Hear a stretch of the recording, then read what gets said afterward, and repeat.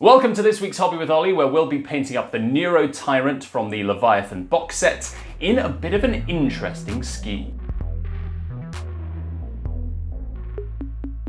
So Leviathan painting is in full swing. This week, I put out a poll to my viewers here on YouTube about what they wanted to see. They overwhelmingly voted that they wanted to see one of the big bugs painted up from the Leviathan box. Now my original idea for this was to paint up a Screamer Killer in the 2nd edition colour scheme. Oh. But that's alright, I've got plenty of other ways to paint Tyranids that I want to try, and the first of those is going to be today's video, painting up an inverted Leviathan scheme.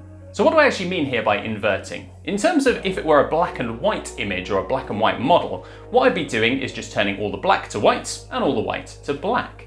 When you introduce colour, there's a little bit more to it than that, where you're also moving the hue from one side to the other as well. One of the great things about choosing the Neurotyrant to paint up for this week's video is that I actually have two little neuraloids, yes, that is what they're called, I looked it up, in order to practice different paint schemes. Now, what you could do is you could invert the regular colour scheme by changing the body and the carapace. I wanted to do a slightly more unnerving, eerie way of inverting the colours. What I wanted to do was more like running a photographic negative. Maybe this represents capturing the Neurotyrant at the exact moment he's using his psychic terror ability. That is sufficiently horrifying. Let's see if we can represent that in paint. I applied this to my little neuraloid and I was quite happy with how it turned out. It also lets me experiment with a few colours that I don't use as often, like oranges and a sort of deep sea blue. So let's go and paint up an inverse Leviathan Neurotyrant. I started off by priming the model white. From here, it's going to be a case of starting on the tentacles and then working my way up till eventually I finish off with that glowing brain. I started off with dark Prussian blue, mixing this with a little bit of black and painting this all over the tentacle. I deliberately left the ends of the tentacles white because the next step is going to be adding a deep sea green mixed with a grey blue in order to kind of blend the two colours together. As you can see from my reference image, it's going to be going from that deep blue through a green and then to a really sort of white colour on the tips as well. I used wet blending between the two different colours, pushing the paint while still wet on the model in order to make sure that the colours combined really nicely. I had to come through for a couple of passes here, and I did find occasionally I would chip off some of the paint, but with careful application and a few layers, I eventually managed to get to a gradient that I was really happy with. I also used some glazing, thinning down the colours a lot with water, and then kind of running it back and forth between the join, which kind of makes a filter over the two different colours. Using wet blending isn't something I get to do very much on my Space Marines, so it's really exciting to get to paint Tyranids and try out a few new techniques. We'll see a few more of those a bit later. If you are enjoying the video, please be sure to hit the like button, subscribe to the channel if you haven't already, and just keep watching the videos. That's the best way to let YouTube know that you're enjoying what I do. Back to the Neurotyrant. I next added some pale grey blue to the green from before. I used this to wet blend again, closer to the end of the tail. I next took pure pale grey blue and used this as an edge highlight all over the sharp edges and spiky bits of this Neurotyrant tail. Now there are still some parts of this tentacle, the sort of tail part, I don't even know how to describe it, I'm no expert in Tyranid anatomy, that I wanted to get this same colour into. One of those are the little sort of indents, the little divots in the flesh or in the tentacle, it's pretty gross, and I wanted to get my pale grey blue into those. I thinned it down quite a lot and used this almost like a recess shade. It's very odd running a recess shade, which is a very light colour. I then also came back in with a glaze of deep sea green, which also just ran into all those little divots. With that tentacle done, let's move on to have a little bit of a look at the carapace. I started off painting ivory all over the carapace before realising I had this model available in sub-assemblies.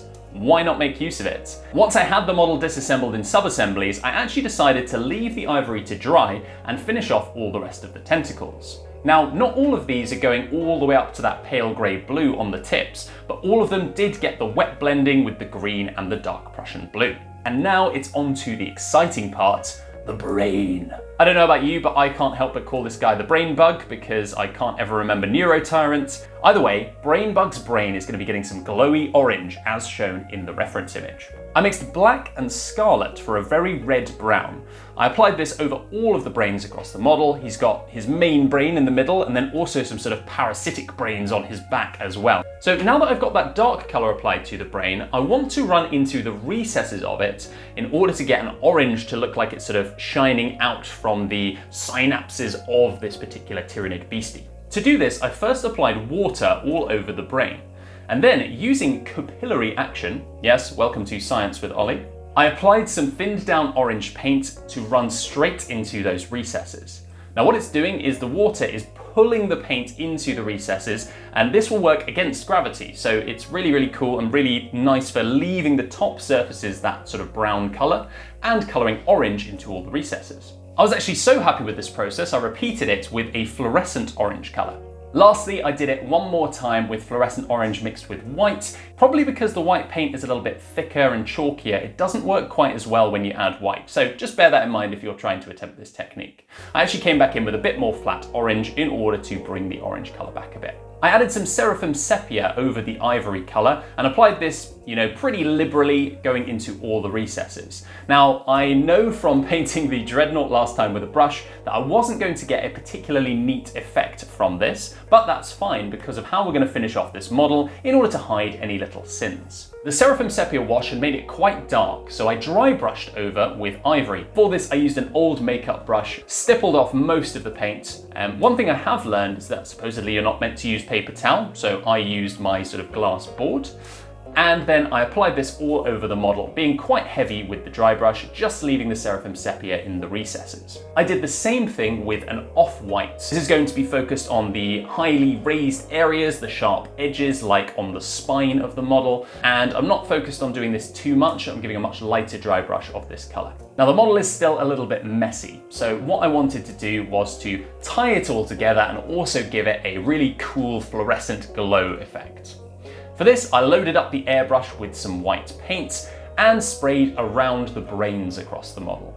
I then added fluorescent orange paint to my airbrush and sprayed this all over the white areas. Now, it isn't perfect, and if I were doing this again, I'd probably go with like the flat orange first and then go with fluorescent orange in a slightly different pattern, but I'm still quite happy with how it's turned out. One area that did need a little bit of attention were the brains. They'd lost a little bit of that intensity that I'd had before, so I thinned down a bit more orange and used my capillary action to run that into the recess of the brain. I applied a bit of the off-white to some of the claws across the model and a few lines on the teeth. And with that, here is the Neurotyrant of Inverse HIVE FLEET LEVIATHAN, which I'm dubbing HIVE FLEET LEVIATHAN.